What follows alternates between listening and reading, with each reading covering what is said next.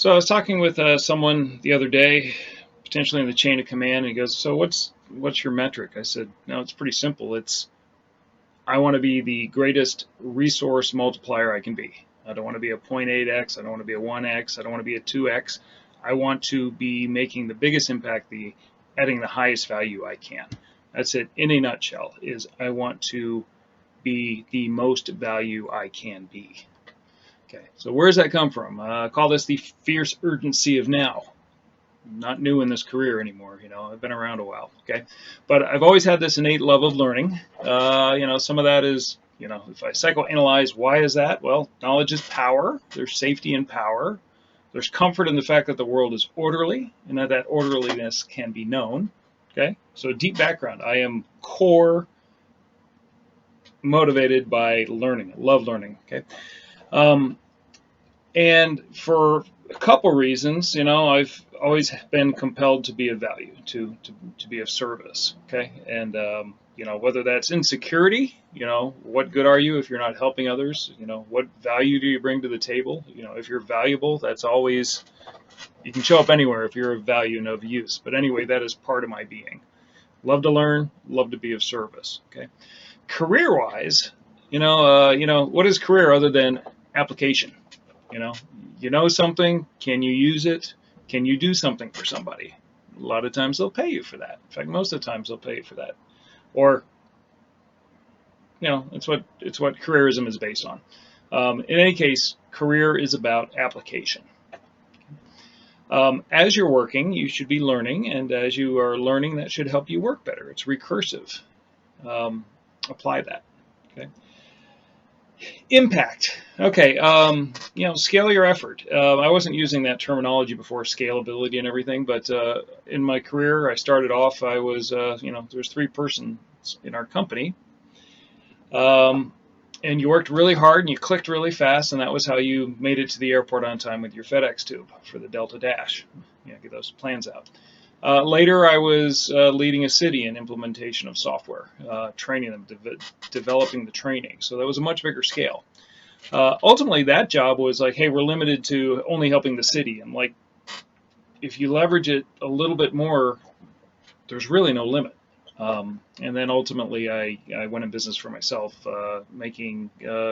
developing training and doing training and implementation services for anybody who would take it anywhere in the world. There was no limit. I joined Bentley largely because what a great way to maximize your impact and work for the vendor itself. What do you focus on in a career? Okay, at the beginning of your career, learning anything was valuable because you never quite knew when that would come in valuable. It's like, hey, I'm learning this. I don't think I'll apply it right now, but I've got 3 or 4 decades ahead of me. Who knows how valuable that will be? Okay. As you move on, and that's kind of where I'm getting now, where it's like, it's not an infinite forward time scale. There is a cap there. What happens is there becomes an opportunity cost. Okay, if you're doing one thing, it's preventing you from doing other things, and so one thing is if you are at an elite level in something. It's not so much pride or ego. It is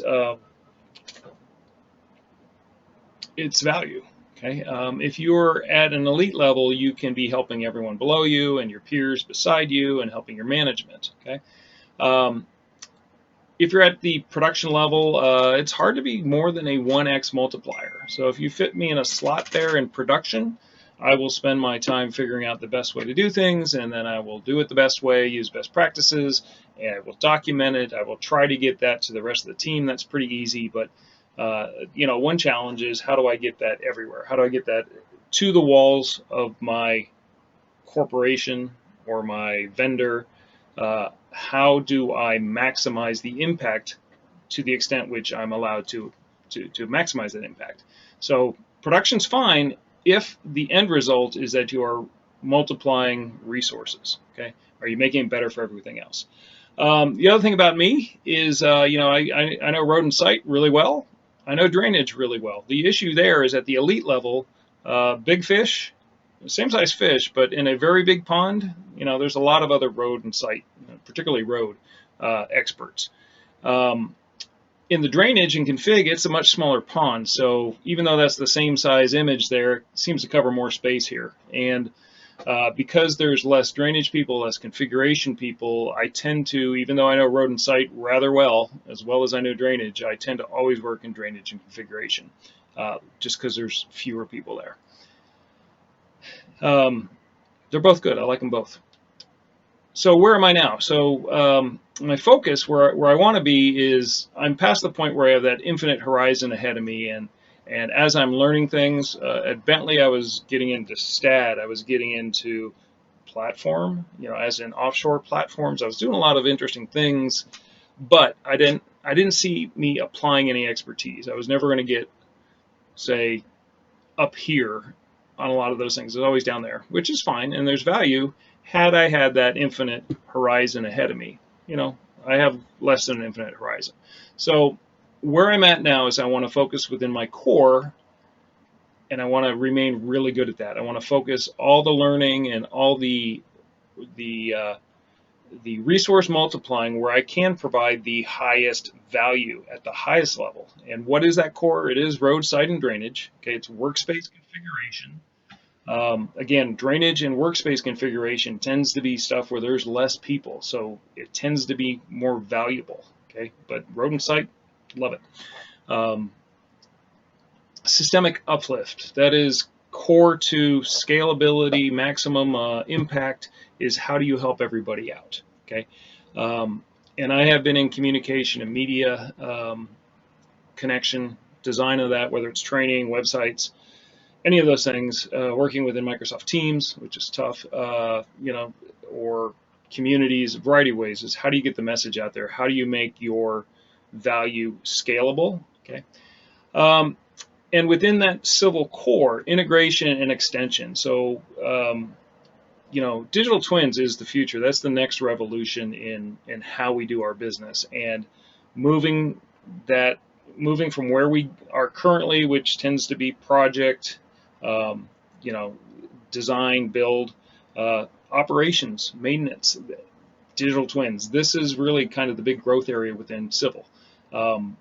Because of my background within that core civil area and my interest in automation and all that, and my experience in automation, digital twins is something that is within the core, and that is that more upward.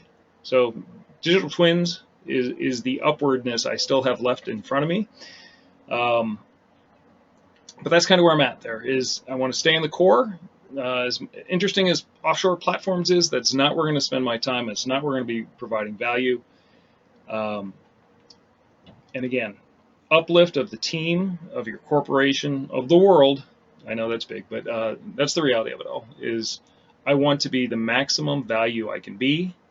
And anything I do, I want to max leverage to its fullest. Thanks.